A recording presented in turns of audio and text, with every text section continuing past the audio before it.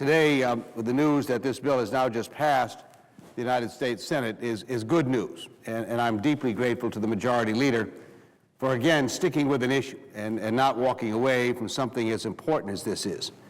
Some might argue that while this is a long time in coming, there are others who say it's a little too late. In many ways, I suppose they could be right. The subject matter, the name of this bill, Emmett Till, dates back 53 years. 53 years ago, a 14-year-old boy was killed for no other reason than the color of his skin. His life was extinguished in the most brutal fashion imaginable. When Emmett Till's body was discovered on the Tallahatchie River, it had been weighed down by a 75-pound cotton gin fan tied around this 14-year-old boy's neck with barbed wire. His clothes had been stripped from him and burned. His body could only be identified by the ring on the young boy's finger. At the trial of the two white men, who would later confess to the crime, by the way, few African Americans dared to even testify at the trial. Such was the atmosphere at the time, 53 years ago. The all-white jury acquitted the two men, deliberating for a mere 67 minutes, which one juror reportedly said only took so long because they paused to drink a soda.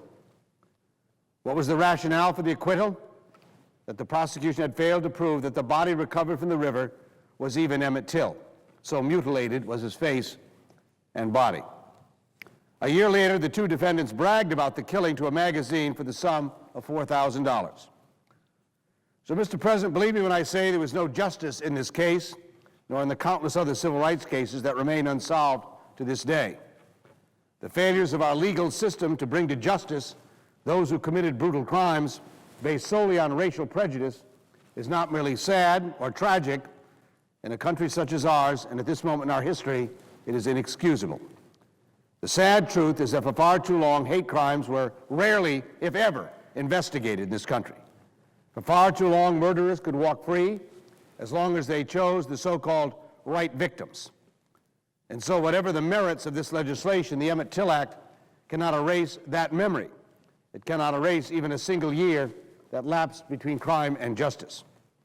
What it can do, and those of us who've authored this hope it does do, is to keep even more years of piling on, so to speak. If we want to remove the great stain of our justice system, that is the hundreds, maybe even thousands of civil rights era crimes that remain unsolved, we need to try and reopen that book.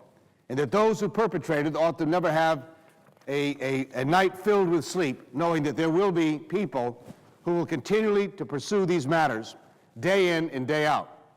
That is what this legislation would do, bring justice to those who perpetrated these heinous crimes because of racial hatred by creating a mechanism that allows us to pursue them.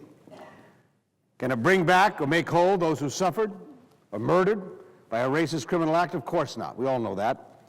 But in passing this legislation, this Congress can reaffirm our nation's commitment to the truth and to make equal justice not a dream but a reality.